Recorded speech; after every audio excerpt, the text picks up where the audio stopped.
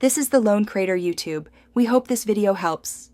You start by opening Android Studio and loading the project that contains the layout you want to edit. Navigate to View, then Tool Windows and select Palette so the Components panel appears. This is how you access reusable widgets quickly.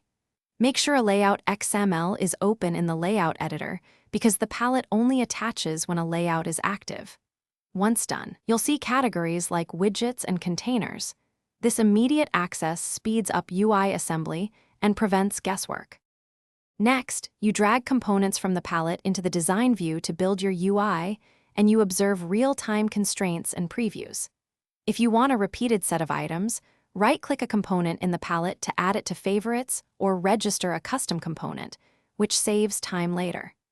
Also switch briefly to XML mode to fine-tune attributes that the visual editor might hide. Doing so explains why layout behaviors change at runtime and gives you precise control over margins, IDs, and styles. Finally, validate your work by using the preview pane and running the app on an emulator or device so you confirm how the palette-placed components render.